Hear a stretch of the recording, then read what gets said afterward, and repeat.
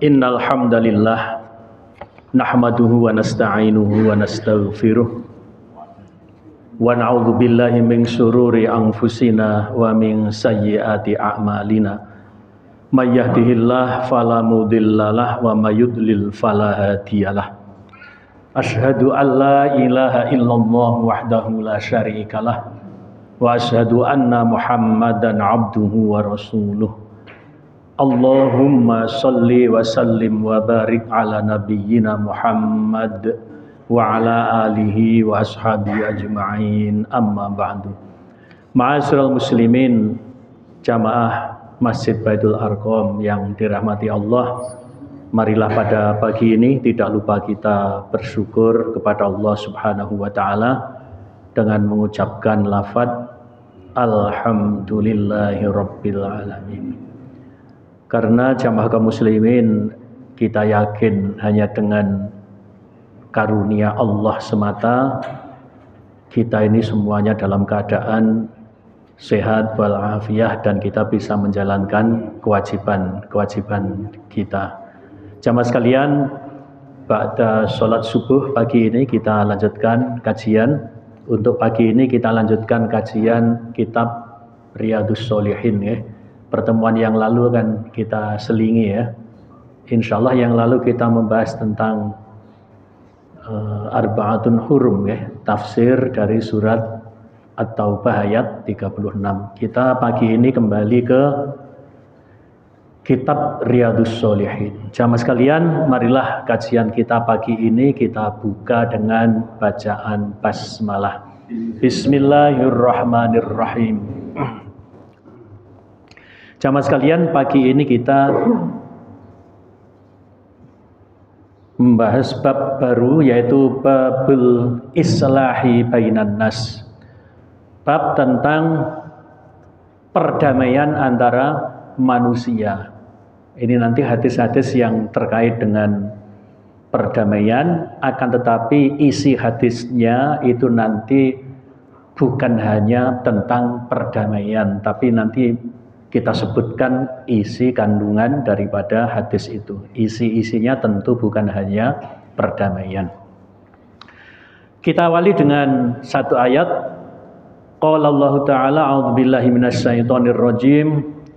La khaira fi katsirin min najwahum illa man amara bi shadaqatin aw ma'rufin aw islahim bainan nas. Allah berfirman, la khaira fi katsirin min najwahum. Tidak ada kebanyakan dari bisikan-bisikan mereka itu illa man amara bi shadaqatin, kecuali bagi siapa yang memerintahkan atau yang menganjurkan sedekah, au ma'rufin, menganjurkan perbuatan yang ma'ruf, au islahim bainan nas, atau menganjurkan perdamaian di antara sesama manusia. Satu ini saja untuk ayatnya, langsung kita memasuki hadis-hadis berikut ini. An Ummi Kulthum binti Uqbah bin Abi Mu'ayth radhiyallahu anha qalat sami'tu Rasulullah sallallahu alaihi wasallam yaqul laisal kadzabul ladzi yuslihu bainan nas fayamni khairan aw yaqulu khairan, muttafaqun alaihi. Wa fi riwayatin li muslimin ziyadatu qalat walam asma'u yurakhisu fi syai'im mimma yaqulun nasu illa fi thalathin, ta'ni al-harba wal islaha bainan nas wa haditsar rajuli imra'atahu wa haditsul mar'ati zaujaha. Kita terjemahkan dari Ummu Kulthum binti Uqbah ibni Abi Mu'ayth radhiyallahu anha. Ini bukan Ummu Kulthum putri Rasulullah berarti ya. Jadi ini namanya seorang sahabat dari kalangan wanita Tapi ini namanya kebetulan sama dengan nama putri Rasulullah, yaitu Ummu Kulthum. Ini binti Uqbah, bukan binti Rasulullah. Ibni Abi Mu'aid radhiyallahu anha qalat, dia berkata, sami'tu Rasulullah sallallahu alaihi wasallam yaqul. Sami'tu ini adalah fi'il madhi, berarti artinya aku telah mendengar Rasulullah sallallahu alaihi wasallam yaqul. Yaqul ini fi'ilnya mudhari', berarti sedang bersabda. Saya telah mendengar Rasulullah sallallahu alaihi wasallam sedang bersabda. Artinya saat itu Rasulullah sedang bersabda. Laisal kadzabul ladzi yuslihu bainan nas. Kata Rasulullah apa ini?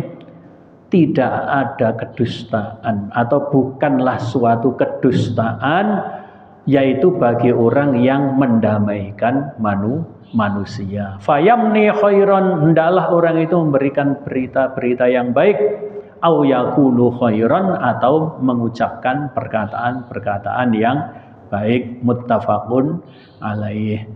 Jamaah kaum muslimin, ini artinya orang itu kalau berdusta untuk mendamaikan manusia itu tidak disebut dusta. Dia memberitakan yang baik-baik, tidak malah memperkeruh pertikaian, ya. Au yaqulu khairan, atau mengucapkan perkataan-perkataan yang baik. Jadi ini penting jamaah kaum muslimin untuk mendamaikan manusia. Ini hendaknya memberikan berita yang baik, jangan malah memberitakan kejelekannya atau mengucapkan perkataan-perkataan yang baik. Ini sudah maklum, ini makna daripada matan hadis ini, ya. Muttafaqun alaih, berarti ini adalah Bukhari dan Muslim, disepakati imam atau Saikhoni ini, ya. Wa fi riwayati Muslimin, dan dalam riwayat Muslim ziyadah, ada tambahan qalat. Siapa yang berkata ini?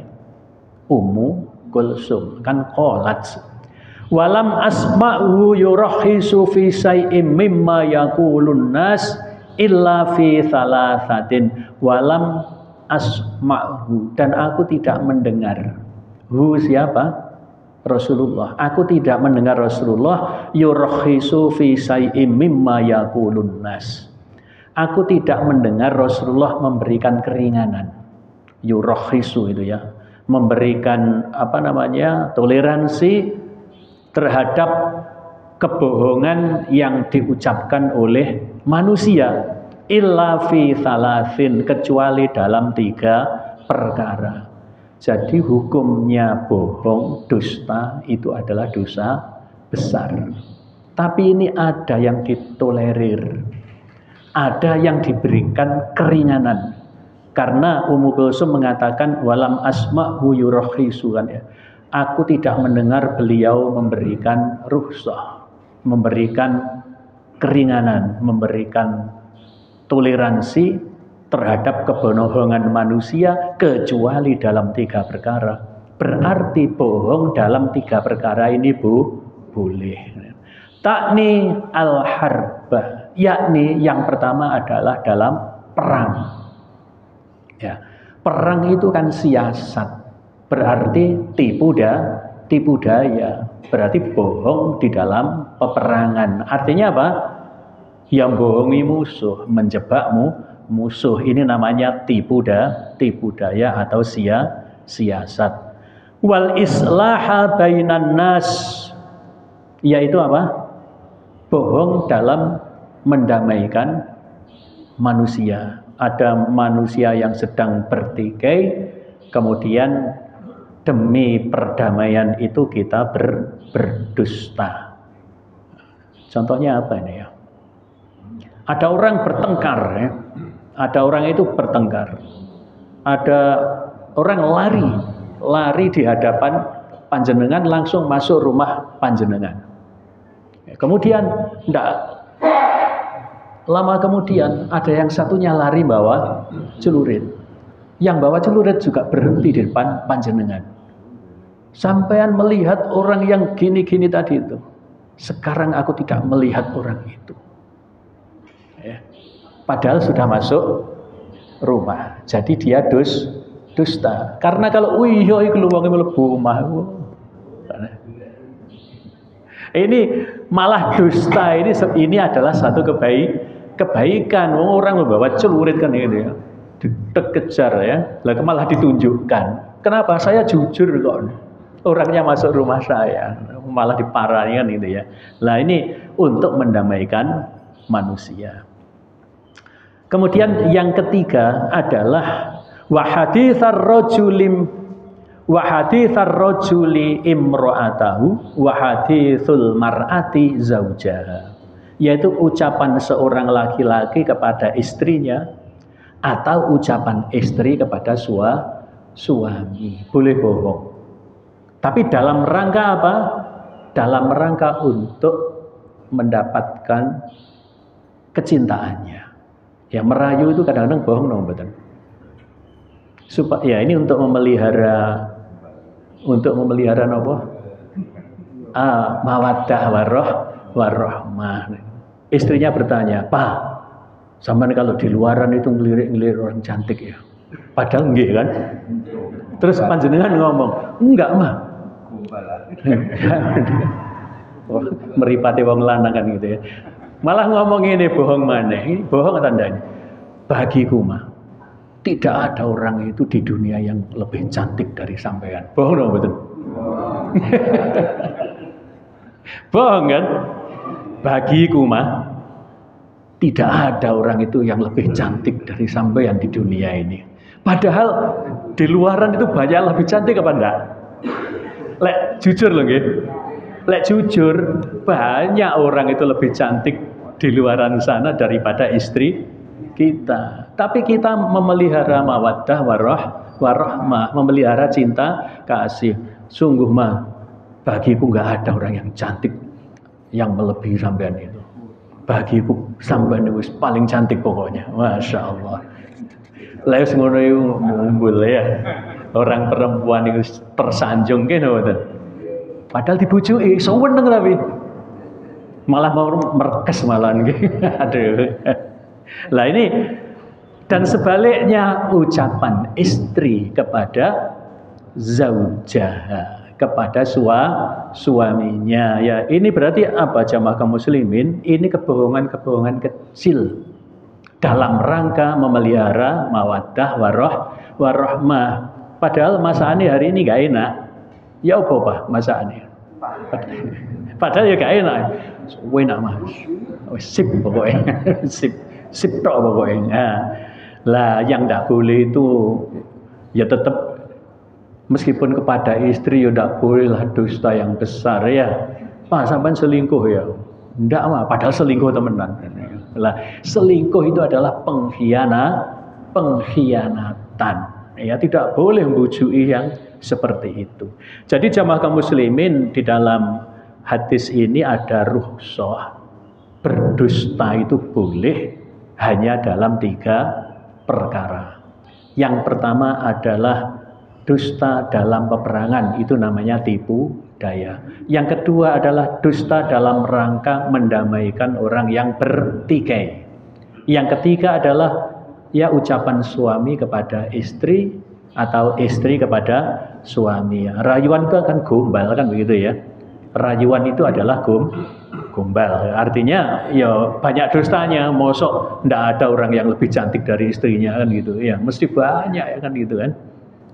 Apalagi stuwek. Iya tapi kan kita ini banyak yang pernah punya istri muda kan ya. Mayoritas ini sudah banyak yang dulu punya istri muda. Jujur saya mengatakan saya pernah punya istri muda. Lah masuk moro-moro istri saya moro-moro tua begitu. Artinya saya dulu pernah waktu saya masih muda juga saya punya istri muda. Bukan istri dua loh ya saya katakan. Saya pernah punya istri muda. Bukan saya mengatakan saya pernah punya istri dua, kan tidak begitu kan? Saya mengatakan saya pernah punya istri muda, bukan dua. Ya istri saya yang sekarang ini dulu pernah muda. Jujur kan? Istri punya suami dua. Boleh Andri, nggak boleh Bang. Oke, ini tentang perdamaian ya. Judulnya perdamaian, tapi nanti isinya bukan hanya perdamaian. Hadis berikutnya, wa an Aisyah radhiyallahu anha qalat, sami'a Rasulullah sallallahu alaihi wasallam sauta husumin bil babi aliyatin. Ya, ini boleh aliyatan ya. Aliyatan aswatuhuma wa idza ahaduhuma yastaudi'ul akhar wa yastarfikuhu fi say'in wa huwa yaqul wallahi la af'al. Fa kharaja alaihi Rasulullah sallallahu alaihi wasallam faqala ainal muta'alli 'ala Allahi la yaf'alul ma'ruf. Faqala ana ya Rasulullah.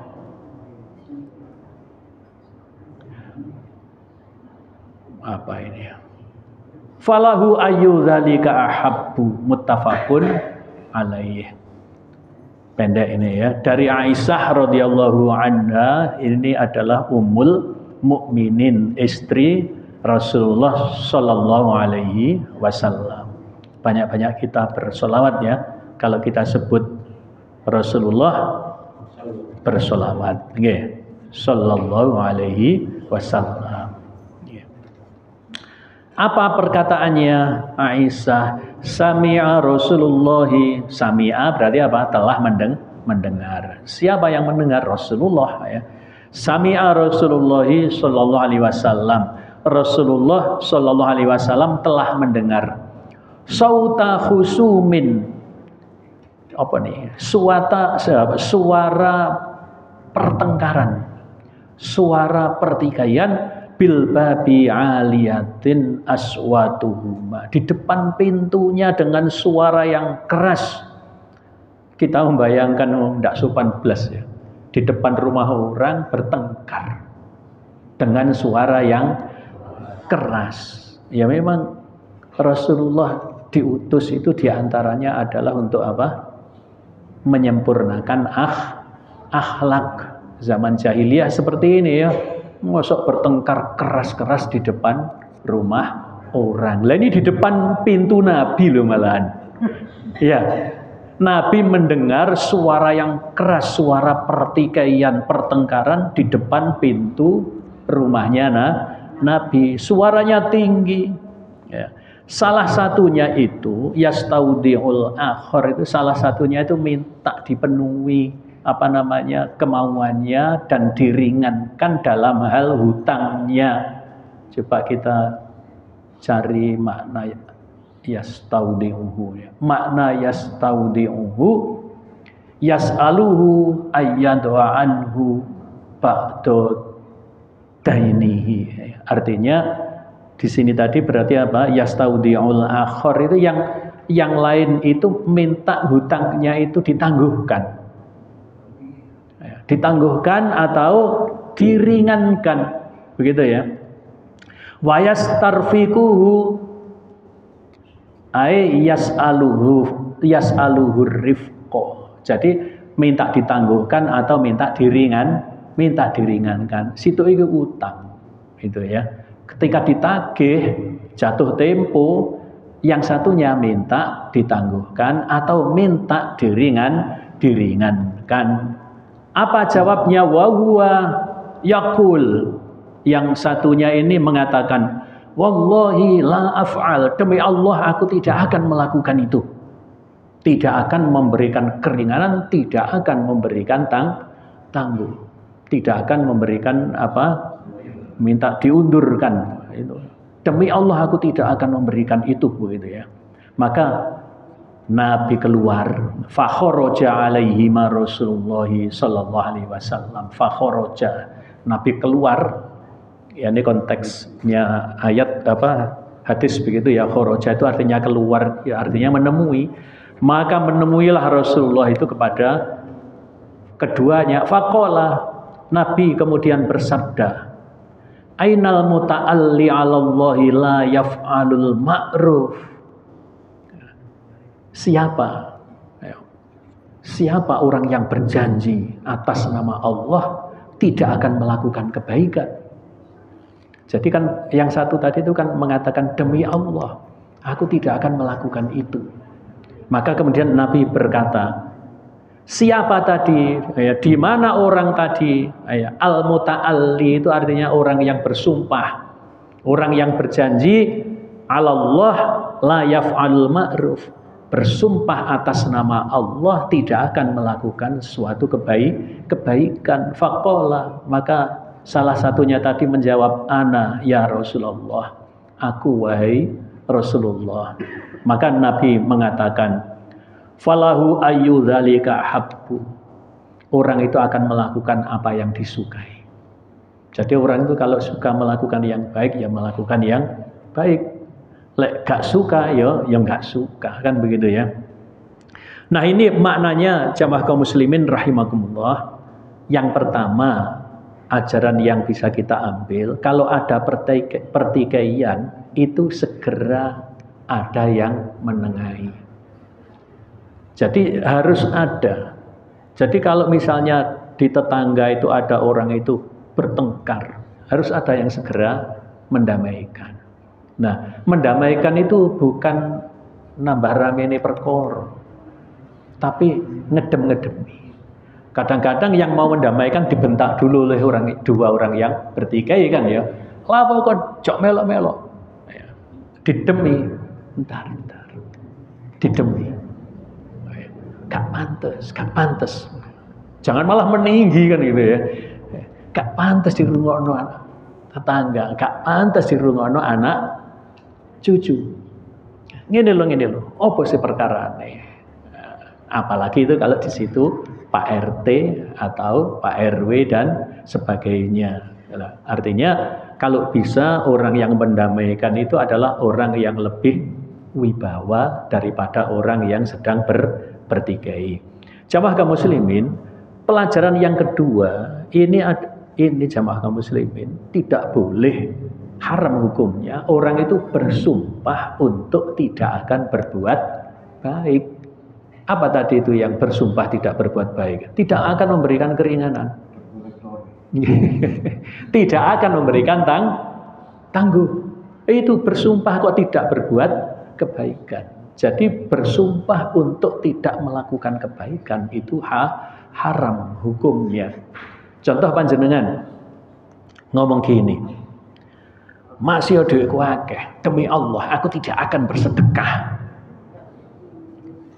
Boleh enggak ini? Enggak boleh. Ya. Demi Allah, masih dhuwitku akeh, aku tidak akan bersedekah. Ini haram hukumnya. Jamaah kaum muslimin, sedekah itu masya Allah ya. Orang itu bisa sehat terus karena sedekah. Banyak sedekah. Coba jamaah kaum muslimin kita ambil filosofinya pot bunga, pot tanaman. Potnya itu ada bolongannya apa enggak di bawah? Ada. Ibaratnya air itu kan rezeki ya. Air itu rezeki, disiramkan ke tanaman itu. Coba kemudian tidak rembes sama sekali itu rezekinya itu. Tidak disedekahkan rembes itu ya. Bagaimana tanaman itu sehat? Isok bosok malah. Banyak penyakit. Iya kan? Itu ibaratnya air itu rezeki, diguyurkan di tanaman itu. Tanamannya itu kita. Kula panjenengan. Terus rezeki itu enggak rembes sama sekali. Enggak bocor sama sekali. Karena potnya itu buntu. Tanamannya bosok benda. Moro-moro jantungan. Nggih. Moro-moro kanker. Itu filosofi pot tanaman. Lah, maka jamaah kaum muslimin di antara hikmahnya orang sedekah itu apa? Sehat. Kemudian diampuni dosanya. Itu apa filosofinya sedekah. Maka jamaah kaum muslimin kalau bisa memaksa diri itu sedekah, itu caranya adalah dengan yang rutin. Yang rutin supaya memaksa diri kita ini sedekah. Contoh menanggung anak yang sedang sekolah. Wes le SPP ini aku. Kita yang milih lah tetangga yang tidak mampu kan gitu ya. Tetangga yang nggak mampu. Nah, SPP-mu aku yang bayari. Termasuk bensinmu. Karena anaknya tidak mampu. Anaknya orang tidak mampu. Itu memaksa supaya rutin kita sedekah. Atau kita kemudian memberikan donasi kepada suatu lembaga yang setiap bulan kita ditagih. Supaya aku gak lali sampai anak ya sing nyanggonku. Kadang-kadang medianya kan cuma majalah kecil gitu ya. Udah itu diantaranya media rembesnya apa air yang ada di pot yang membuat tanamannya sehat itu. Maka jamaah kaum muslimin ini ada cerita wallahu alam benar tidaknya di Arab Saudi itu rumah sakit itu sepi. Ada cerita ada seorang dokter asing yang membuka klinik di Arab Saudi. Begitu mendirikan klinik di Arab Saudi itu 6 bulan tidak ada satupun pasien yang datang. Dia survei ke rumah sakit juga sepi. Maka dia cari informasi, kenapa di sini rumah sakit kok sepi? Kok tidak ada orang sakit? Itu ya. Saya mendirikan klinik nggak ada pasien datang. Dikasih informasi, oh orang sini kalau sakit, langkah pertamanya itu memohon kepada Allah, berdoa, banyak istighfar. Dengan istighfar itu akan menyembuhkan sakitnya. Kalau belum, dia baca ayat-ayat itu Al-Fatihah, ayat kursi. Kemudian dihembuskan di air putih itu, kemudian diminum. Masih belum sembuh, habatus sauda, madu. Ya. Terakhir baru kalau perlu ke rumah sakit, baru ke rumah sakit. Di Indonesia bagaimana? Tiap tahun dokter itu tambah banyak, nggih. Nggih. Rumah sakit terus tambah besar, nggih. Masya Allah. Rumah sakit besar itu dibanggakan ya. Artinya apa? Banyak orang sakit. Penyakit kok tambah banyak. Dokter tambah banyak, rumah sakit tambah besar, tapi orang sakit tambah banyak. Ini apa? Kenyataan, nggih. Tapi di Arab Saudi tadi itu kok bisa begitu ya? Rumah sakit sepi. Orang mendirikan klinik gak payu. Ya. Kenapa? Di antaranya tadi itu yang belum saya sebutkan apa? Orang itu kalau sakitnya belum sembuh sedekah. Jadi doa sudah pakai habatus sauda tunjang lagi dengan sedekah. Dia banyak sedekah. Maka coba jemaah kaum muslimin ada seorang syekh itu menjadi imam dan menjadi halakoh itu yang kajian, yang isi kajian yang banyak. Bahkan di rumahnya pun didatangi orang yang ngaji kepadanya. Saat itu jamaah kaum muslimin sebelum wafat itu, wafatnya tahun 99 syekhnya itu ya. Syekhnya itu wafatnya tahun 1999. Saat itu gaji sebagai imam dan syekh di Masjidil Haram itu kalau dirupiahkan itu 80 juta. 80 juta satu bulan. Itu oleh syekh itu dihabiskan satu bulan. Dia tidak mikir nabung sama sekali. Kenapa? Hidupnya sudah ditanggung oleh negara. Jadi imam di sana itu rumah sudah disediakan negara, mobil disediakan negara. Tapi imam itu tetap kerja. Syekh Sudais itu kerja jamaah kaum muslimin. Padahal gaji dari Pemerintah Arab Saudi sangat-sangat cukup. Tapi dia tidak mau, tidak kerja. Lah, untuk apa itu? Ternyata dihabiskan itu apa? Syekh di sana itu Masya Allah sedekahnya. Setiap tamu yang datang tidak boleh tidak menerima sedekahnya. Jadi santri-santri yang datang ngaji di rumahnya itu jangan sampai tidak makan. Dan itu gajinya dihabiskan untuk itu. Itu syekh yang ada di, lah itu sedekahnya sampai seperti itu. Bukan hanya bocor kalau itu ya, bukan hanya rembes ya. Bocor kalau itu ya. Kalau pot tadi kan rembes ya airnya, rembes sehat kan itu ya. Nah, itu malah bocor itu kan ya. Wis rezekinya bocor, Masya Allah. Tapi memang sana kan orang itu makmur ya. Kerja itu untuk ibadah saja. Coba orang kaya ya tetap di toko itu gimana itu. Di toko tetap ya jualan gitu ya. Kadang-kadang dia sendiri yang melayani pembeli. Masya Allah, seperti itu kan orang di Arab Saudi. Dia orang kaya, tapi dia tetap ada di toko. Kenapa? Memang kerja itu adalah ibadah. Masya Allah, kehidupan di sana seperti itu kan ya. Ngono sing ngolok-ngolok negara sugih kayak ngono kan gitu ya. Diolok-olok Arab itu elek kan gitu ya. Masya Allah. Kita ini yang banyak penyakit ya. Banyak yang miskin, Masya Allah. Kemiskinan di Indonesia ini melebihi 50% dari penduduk sekarang ini ya. Menurut survei ya. Jadi kemudian jamaah kaum muslimin, yang bisa kita ambil dari pelajaran ini, orang itu boleh bersedekah. Caranya apa?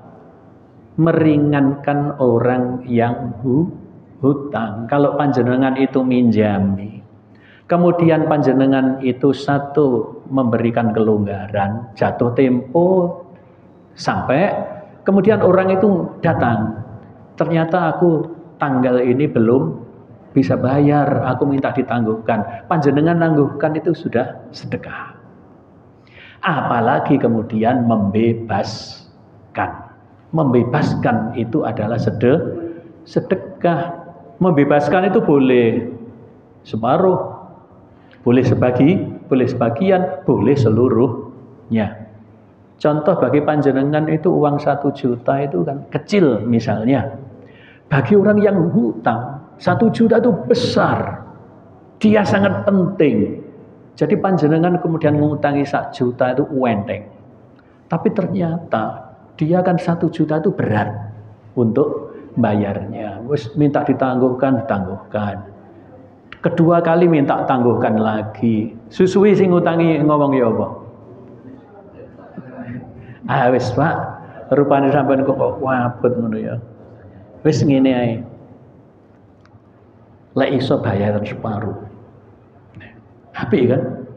Ternyata separuh ya gak iso cek minta tangguh lagi. Walah Pak, wis tak bebasno ae ya. Wis supaya kita tidak ada ikatan, wis tak bebasno. Sampeyan gak usah bayar. Iya. Utang lagi. Iya. Iya, memang begitu. Atau 2 juta, 3 juta bagi panjenengan kecil, tapi bagi orang lain. Tapi bagi orang yang hutang, panjenengan dihutang itu Masya Allah, bukan hanya uang itu yang diberikan kepada panjenengan. Jadi yang diberikan kepada panjenengan itu bukan uang itu saja, tapi ada di balik itu yang lebih besar. Apa? Yang diberikan kepada panjenengan itu adalah kepercayaan. Gimana badan? Kepercayaan orang yang menghutangi itu kepada orang yang dihutangi. Saking percayane ya wis. Jadi menyerahkan uang itu bukan hanya uang yang diberikan, akan tetapi juga apa? Kepercayaan. Maka amanah itu harus dijaga. Ojo ngejipno kok aku oleh keringanan. Nggih mboten? Jangan ngejipno. Ini adalah napa? Amanah. Ini adalah kepercayaan orang yang menghutangi itu, dan juga bagi dirinya adalah harga diri. Ya, kehormatan. Bahkan ngutang itu kan sudah menaruhkan harga diri. Bagi orang yang menjaga harga diri, apa istilahnya itu? Orang yang apa istilahnya itu ya? Ya wis bahasa Indonesianya aja ya. Orang yang menjaga harga diri itu lek iso gak ngutang. Pertama saya beri kabar gembira kan gitu ya. Utang itu oleh dibebasno. Tapi sing utang ya ojo gampang-gampang kan gitu ya. Sing utang jangan gampang. Itu harga diri kan gitu ya. Dan juga itu adalah pemberian kepercayaan orang yang menghutangi. Nah, jamaah kaum muslimin, kalau bisa orang yang menghutangi itu memang memberikan keringanan, memberikan bahkan sedekah. Tapi bagi yang hutang ojo enteng hutang. Ngaten nggih. Nah ini tentang perdamaian tadi itu ya. Jadi Nabi memberikan jalan tadi itu, dan Nabi mengatakan orang itu ya melakukan apa yang ia suka. Nah, kalau ia suka berbuat baik, ya dia berbuat baik. Kalau tidak suka, ya dia tidak akan melakukan berbuat baik. Tapi jangan sampai bersumpah atas nama Allah untuk tidak akan berbuat baik. Demi Allah masih duitku akeh, aku gak kate sedekah. Ini haram hukumnya ya. Tidak boleh seperti itu ya. Ya padha yang lebih besar yang masih duitku akeh, aku tidak akan haji. Ya, berarti kan tumpul ini ya. Spiritualitasnya itu tumpul. Masih duitku akeh, gak adek aku umroh-umrohan, lha opo umroh. Ya. Kalau saya anjurkan jamaah kaum muslimin bagi yang sudah daftar haji, kok daftar tunggunya itu 30 tahun. Oke, 30 tahun tuh lama enggak? Lah saiki umure wis 50 ditambah 30 80 tahun baru berangkat. Maka saya anjurkan dalam masa menunggu itu, saya anjurkan kalau masih punya uang, laksanakan umroh. Kalau bisa umrohnya di bulan Ramadan. Umroh di bulan Ramadan itu pahalanya sama dengan haji bersama Rasulullah. Ini kata Rasulullah ya. Lah, ngapain kalau umroh sebelum dia berangkat haji, memang nunggunya masih lama. Orang umroh itu jamaah kaum muslimin itu bisa survei.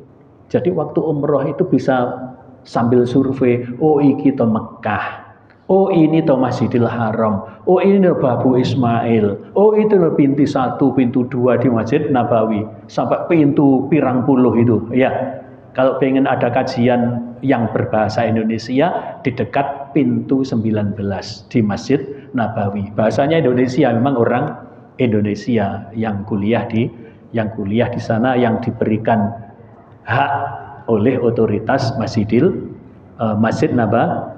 Nabawi. Itu nanti kalau umroh itu sambil survei sama kamu. Ketika haji panjenengan wis lancar.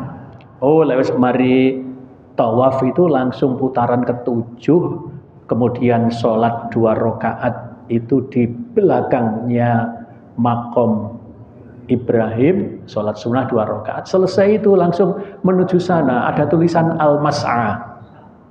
Langsung menuju Al-Mas'a, artinya tempat sa'i lah. Itu disurvei. Oh, engkau lek ning Mina kan, kalau umroh nggak ke Mina, nggak ke Arafah, nggak ke Musdalifah, tapi survei diliwatno, iku lho Mina, iku lho Padang Arafah, iku lho Musdalifah. Survei dulu, oh aku engkau lek wis mari teko kono rono, mari ngono rono, oh itu Jamarot. Nah, nanti saya kalau berarti ke sana. Nanti demikian juga kalau sedang di Masjid Nabawi survei, oh ini yang dekat hotel ini pintu ini, oh ini dekat museum ini, jalan ini, kan gitu ya, dekat-dekat kalau di sana ya. Maka saya anjurkan kalau masih nunggu haji itu lama, ya lakukan umroh untuk survei di antaranya itu. Begitu haji nggak kaget, haji tidak kaget, langsung melepuh itu ya. Malah bingung lagi saking banyaknya orang. Jamaah kaum muslimin, ini satu hadis lagi tapi ini agak panjang, ini banyak ini yang harus di ini ya. Langsung saya terjemahkan aja ya. Wa an Abil Abbas Sahli bin Sa'din As-Sa'idi radhiyallahu anhu anna Rasulullah sallallahu alaihi wasallam balaghahu anna Bani Amr bin Auf kana bainahum syarrun fa kharaja Rasulullah sallallahu alaihi wasallam yuslihu bainahum fi unasin ma'ahu. Ini saya terjemahkan dulu ya. Dari Abil Abbas, dari Abul Abbas Sahal bin Sa'id As-Sa'idi radhiyallahu anhu anna Rasulullah sallallahu alaihi wasallam, ya, sesungguhnya Nabi sallallahu alaihi wasallam balaghahu anna Bani Amr bin Auf kana bainahum syarrun. Balaghahu itu sampai kepadanya, apa ini? Sampai kepada Rasulullah berita bahwa Bani Amr bin Auf itu di antara mereka ada pertikaian. Ada pertikaian. Ini Bani Auf ini adalah suku Aus di sebelum Madinah sama kaum muslimin. Sebelum mendirikan masjid apa itu? Kuba. Nah ini tempatnya Bani Aus itu di Kuba. Lah ada berita kepada Rasulullah Bani Aus di Kuba itu sedang terjadi pertikaian. Maka Nabi segera berangkat. Fa kharaja Rasulullah, Nabi itu segera berangkat bersama orang-orang yang banyak. Berarti siapa? Para sahabat. Kemudian selesai. Ini artinya apa jamaah kaum muslimin? Anjuran. Kalau ada pertikaian di suatu tempat, itu penguasa itu harus segera datang. Kalau tidak, harus mewakilkan orang yang menyelesaikan masalah itu. Contoh dulu di Ambon, ada pertikaian. Presiden ngutus siapa? Ngutus Yusuf Kala untuk mereda pertikaian yang ada di Ambon. Bukan hanya Ambon, banyak itu di daerah timur sana itu Yusuf Kala. Ya. Siapa yang menjadikan Aceh itu kembali ke NKRI? Itu juga tugas Yusuf Kala. Pak SBY memberikan mandat kepada Yusuf Kala pulang pergi Indonesia Helsinki di Finlandia. Saat itu presidennya siapa itu namanya itu? Oh itu Menlunya bukan ini, Marti Saryati begitu ya, Presiden Finlandia. Ya. Maka itu yang menjadi negosiator kembalinya NKRI Aceh. Dan saat itu kan terjadi tsunami ya, maka kemudian Aceh kembali ke NKRI. Ya. Tokoh-tokohnya itu kan ada di luar negeri kan saat itu ya. Jadi maka kemudian dengan penguasa datang berinisiasi, Pak SBY menunjuk Yusuf Kala. Jadi Yusuf Kala itu jasanya banyak sebagai wakil presiden itu. Ya, mendamaikan termasuk kembalinya Aceh ke NKRI dan diberikan gam-gam itu kemudian banyak yang dijadikan tentara. Ya, kemudian ada yang jadi gubernur Aceh dan sebagainya itu. Ya, itu siapa penggagasnya itu? Pak SBY, dan yang ditugaskan wakil presiden. Tapi bukan wakil presiden terbaik ya katanya. Kata orang tidak ada presiden terbaik, termasuk Yusuf Kala yang tidak terbaik kan katanya. Masya Allah jasanya Yusuf Kala seperti itu ya, tapi bukan wakil presiden terbaik. Fahubisa Rasulullah sallallahu alaihi wasallam. Nah, ini selesai mendamaikan suku Aus di mana? Kuba itu, Nabi ditahan. Tapi ini positif ya. Nabi ditahan itu untuk dijamu oleh orang Kuba ya, dijamu. Wahanatis sholatu. Kemudian datanglah waktu sholat. Jadi ketika Nabi itu masih ditahan untuk dijamu, datanglah waktu sholat. Faja'a Bilalun ila Abi Bakrin radhiyallahu anhu faqala, maka datanglah Bilal kepada Abu Bakar kemudian mengatakan, ya Abu Bakrin, inna Rasulullah sallallahu alaihi wasallam qad hubisa, sesungguhnya Nabi sallallahu alaihi wasallam ditahan untuk dijamu. Wahanati sholat, sedangkan waktu sholat datang. Fahallaka anta umman nas, apakah kamu mau mengimami manusia, yang mengimami kita semuanya ini? Qala na'am in syi'ta. Abu Bakar jawab, iya kalau kamu menghendaki. Fa aqama Bilalu wa taqaddama Abu Bakrin fakabbara wa kabbaron nas. Maka Bilal mengumandangkan iqamah untuk sholat dan Abu Bakar maju untuk ngimami sholat. Maka bertakbirlah Abu Bakar, maka semuanya juga bertakbir. Kemudian apa? Waja'a Rasulullah sallallahu alaihi wasallam yamsi fis sufuf. Ketika Abu Bakar ngimami, Nabi datang. Nabi datang maju di sela-sela sof-sof.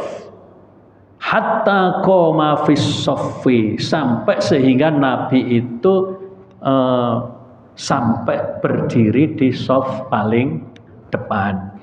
Fa akhadhan nasu fit tasfif, maka manusia itu tepuk tangan. Maksudnya tepuk tangan, kasih isyarat kepada Abu Bakar. Wa kana Abu Bakr radhiyallahu anhu la yaltafitu fi sholatihi. Tapi Abu Bakar tidak menoleh dari sholatnya. Abu Bakar tidak berpaling, meskipun ditepuki tangan itu Abu Bakar tidak berpaling dari sholatnya. Falamma aktsarun nasul tafata, maka ketika banyak manusia itu yang bertepuk tangan, ketika Rasulullah Shallallahu Alaihi Wasallam, ketika banyak manusia itu bertepuk tangan, maka berpalinglah siapa? Abu Bakar. Abu Bakar noleh. Lah pokok banyak yang tepuk tangan. Ternyata di belakangnya ada Nabi. Maka faidha Rasulullah fa'asyara ilaihi.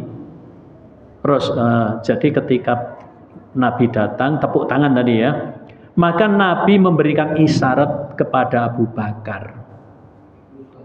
Terus no, maksudnya, tapi tidak pakai perkataan ya.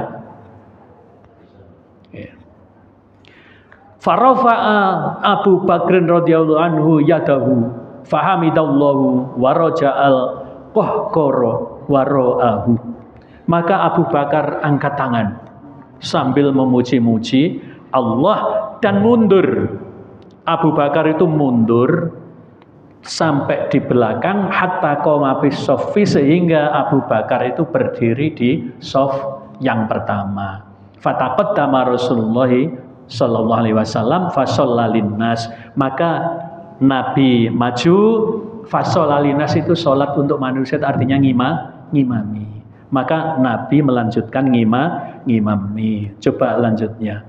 Falamma faragha, maka setelah selesai sholat, aqbala 'alan nas, Nabi menghadap kepada jamaah. Faqala, maka Nabi bersabda, ayuhan nas, wahai manusia, malakum khina alaikum syai'un fis sholati ahadtum fit tasfiq.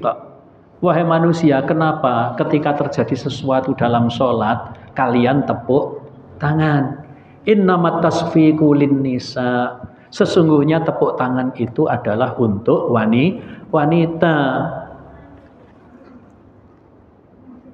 Manna bahu sayun fi sholatihi falyakul subhanallah. Kalau ada sesuatu dalam sholat itu, hendaklah engkau mengucapkan apa? Subhanallah. Jangan tepuk tangan. Tepuk tangan itu untuk wanita. Fa innahu la yasma'uhu ahadun hina yaqulu subhanallah illa tafata. Karena sesungguhnya tidak ada yang mendengar ketika mengucapkan subhanallah itu kecuali berpaling, artinya memberikan respon. Kemudian Nabi bersabda, ya Abu Bakrin, ma mana'aka an tusalliya bin nas hina asartu ilaik. Wahai Abu Bakar, apa yang menghalangimu untuk terus ngimami ketika aku memberikan isyarat? Wahai Abu Bakar, kenapa engkau tidak melanjutkan ngimami padahal aku sudah memberikan isyarat? Maka faqala Abu Bakrin, Abu Bakar kemudian jawab, maka yang bagi libni Abi Kuhafah ayusalli baina yaday Rasulillahi sallallahu alaihi wasallam. Apa kata Abu Bakar? Tidak selayaknya anak daripada Abu Kuhafah ngimami manusia sedangkan Rasul ada di sampingnya. Masya Allah. Banyak pelajaran ini ya. Jadi pelajaran pertama apa yang bisa diambil? Sholat itu kalau sudah datang waktunya, seperti yang dilakukan Bilal. Wahai Abu Bakar, imamono. Tidak usah nunggu imam tetap. Tidak usah nunggu imam tetap. Jelas belum datang kok. Tapi waktunya sudah tiba, harus diadzani. Ya segera diiqomai. Itu pelajaran yang pertama. Yang kedua, Nabi kan belum datang.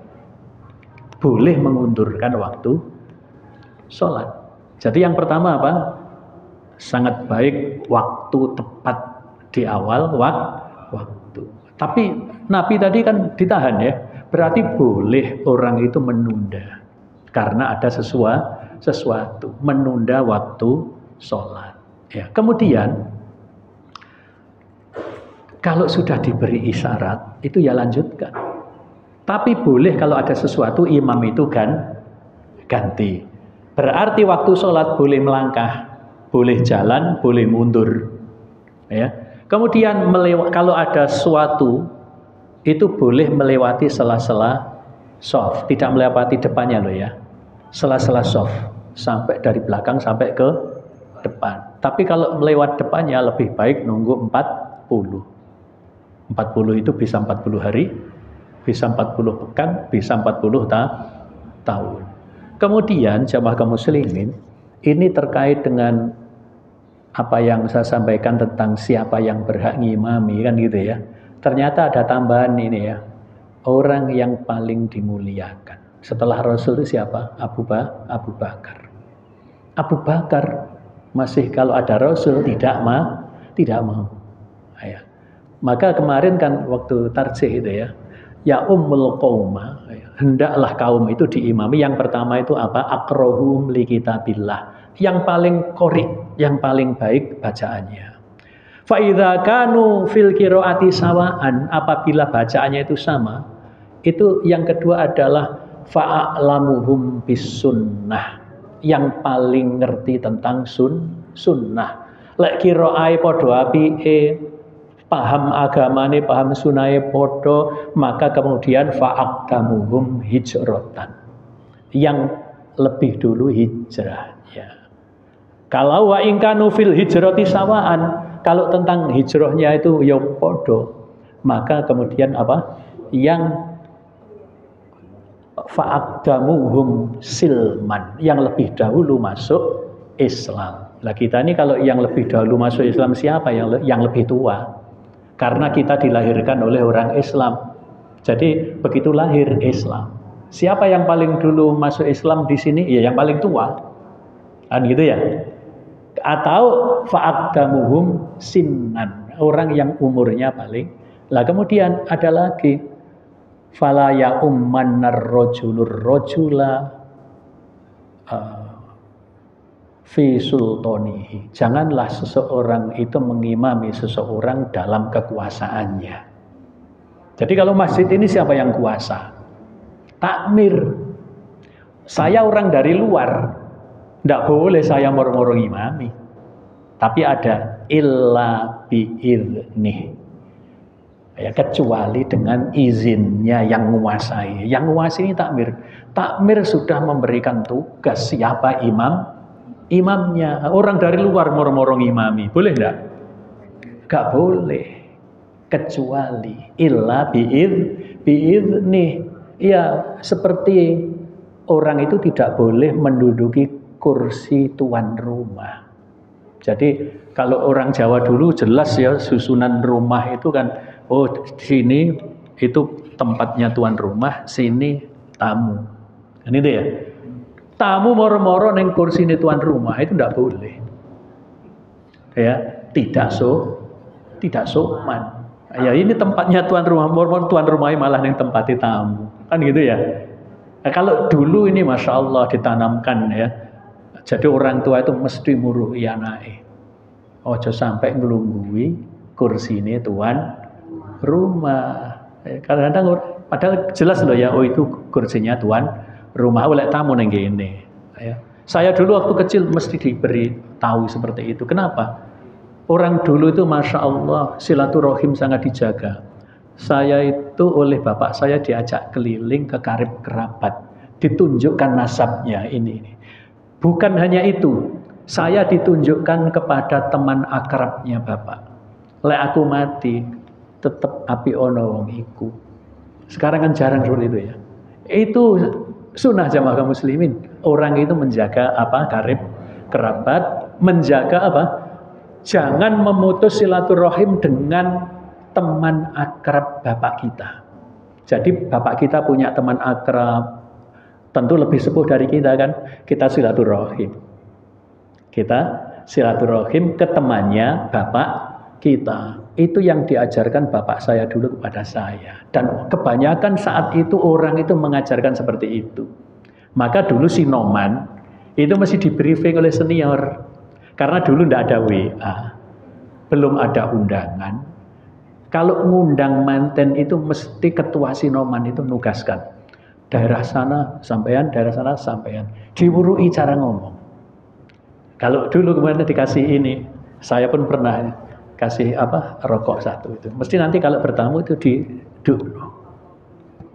Nah, itu hanya adat kan gitu ya. Tapi itu baik.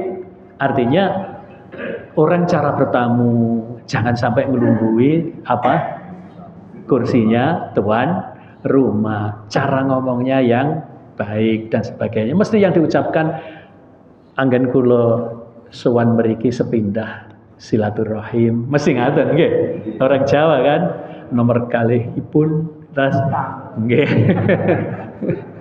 Kula minangka sesulihipun Bapak Suto ingkang panjenenganipun kagungan kersa nikahaken putra putrinipun. Nah, maksud kedatangan kula sowan kula panjenengan ngaturi panjenengan supados panjenengan mangke rawuh wonten resepsi Bapak Suto menika dinten menapa jam sekian. Itu ketua Sinomanya itu membriefing.